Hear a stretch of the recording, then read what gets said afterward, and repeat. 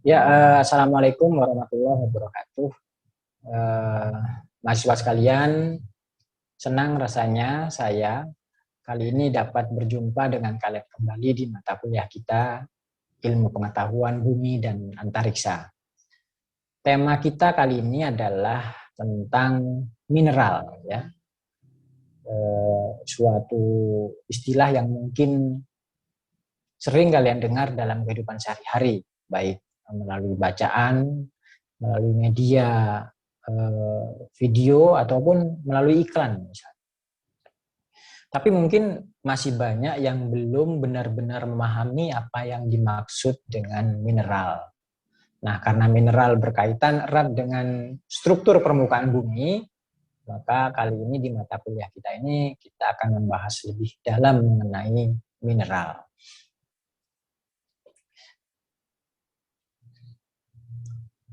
Ya, secara definitif para ahli mendefinisikan mineral sebagai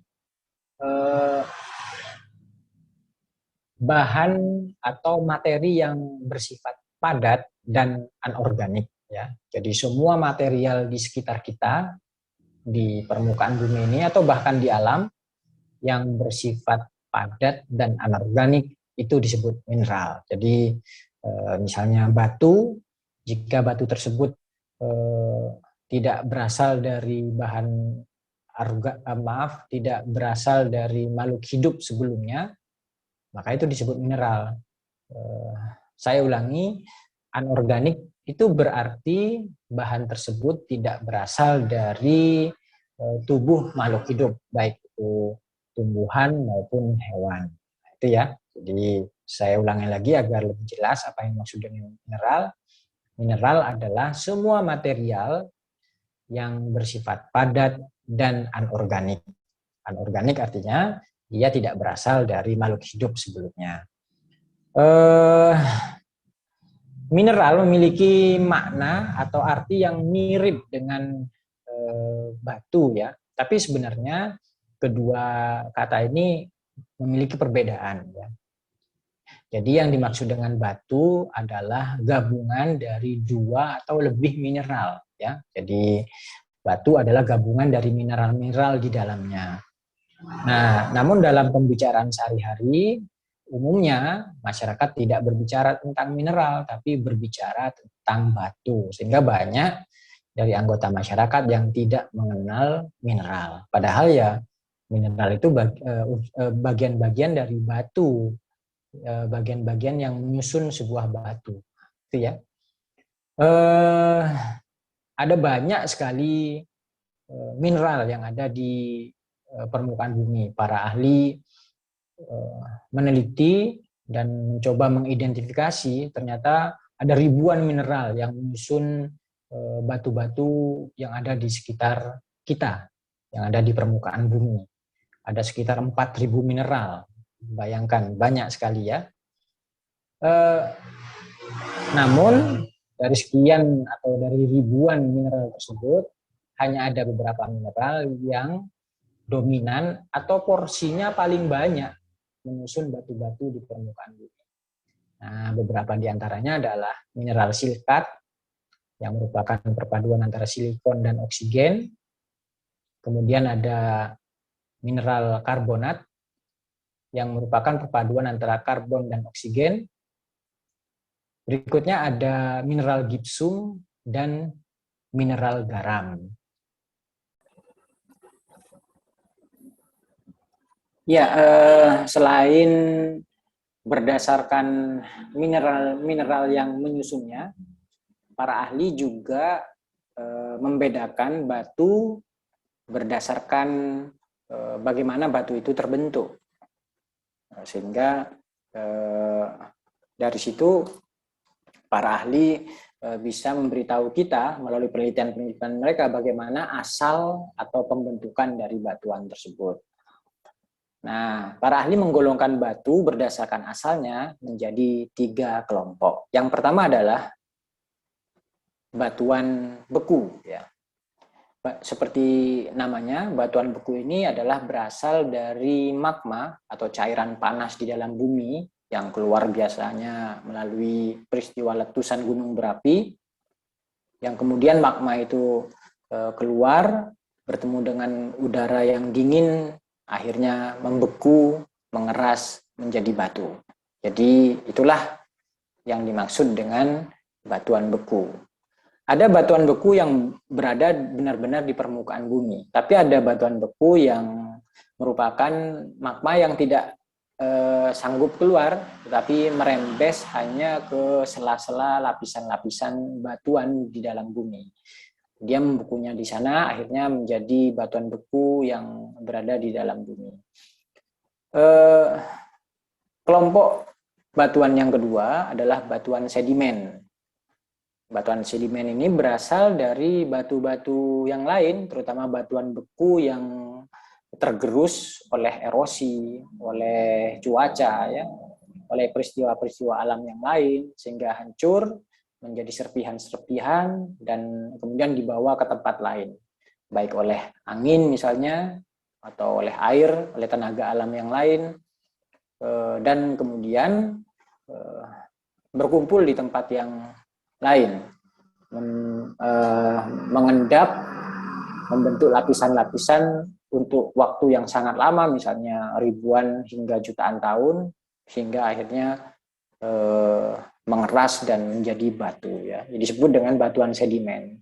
Batuan sedimen ini karena dia terbawa secara bertahap dari tempat lain, maka akhirnya biasanya bentuknya berlapis-lapis, ya. Bagian lapisan paling lebih atas itu menunjukkan ya dia datangnya lebih akhir daripada lapisan-lapisan yang lebih bawah. Itu batuan sedimen. Nah, pada peristiwa batuan sedimen ini, jika lapisan-lapisan bawah ini semakin tertimbun oleh lapisan atas, maka lama-lama dia akan tertekan oleh suatu massa batu yang besar di atasnya. Selain karena tekanan yang tinggi, kadang batu sedimen yang berada di sebelah bawah ini juga terkena suhu yang ekstrim. Misalnya suhu yang sangat panas di bawah permukaan bumi. Nah, kondisi ekstrim baik dari tekanan maupun suhu tersebut akhirnya membuat batu sedimen tersebut berubah menjadi batuan metamorf. Jadi kelompok yang ketiga, batuan metamorf, pada dasarnya adalah batuan sedimen yang mengalami tekanan serta suhu yang ekstrim sehingga dia berubah bentuk menjadi batuan baru, ya. Biasanya menjadi lebih keras, kemudian juga warnanya berbeda. Contoh dari batuan metamorf adalah beberapa batu mulia, misalnya batu permata dan beberapa jenis batu perhiasan, ya. Kita lihat batu-batu seperti itu kan jauh lebih keras dan warnanya berbeda-beda. Itu 3 jenis batuan yang ada di permukaan bumi berdasarkan asal-usulnya. Setelah kita memahami ini, kita jadi tahu, ya, bahwa ternyata permukaan bumi tidak adalah tetap, ya. Batu yang besar-besar tersebut ternyata dapat mengalami kerusakan, dapat berpindah tempat, dapat berubah wujud dari satu bentuk batu ke batu yang lain. Nah, seperti itulah kondisi dari batuan di permukaan bumi. Jadi tidak hanya air yang mengalami siklus, ya, ternyata batuan juga mengalami siklus. Sehingga kita mengenal adanya siklus batuan, ya, dari magma yang cair di bawah lapisan bumi. Jika dia keluar melalui letusan gunung berapi, maka akan membeku, mengeras menjadi batuan beku. Kemudian karena peristiwa gerusan cuaca serta erosi, batuan beku tersebut akan diterbangkan ke tempat lain, membentuk sedimen atau endapan, dan juga mengeras selama waktu yang sangat lama, akhirnya menjadi batuan sedimen. Batu sedimen terus bertumpuk, berlapis-lapis, yang bagian bawah akan tertekan, mendapat suhu yang sangat tinggi, secara ekstrim dalam waktu yang sangat lama berubah menjadi batuan metamorf.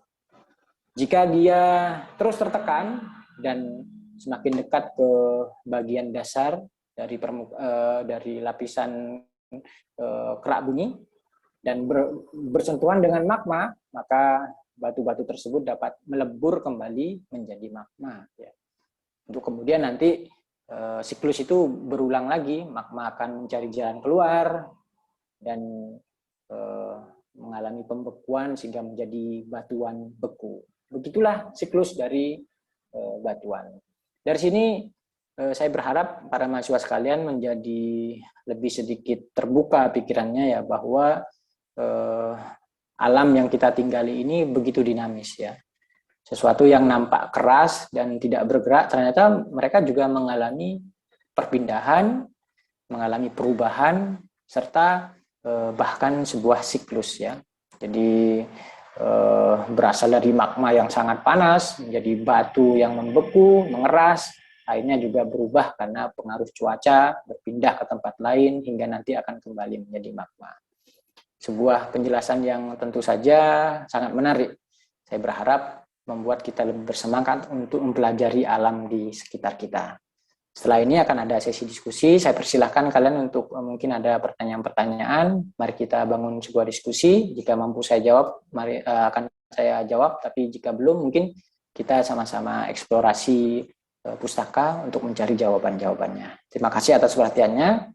Mohon maaf jika ada kekurangan. Billahi taufiq wal hidayah. Wassalamualaikum warahmatullahi wabarakatuh.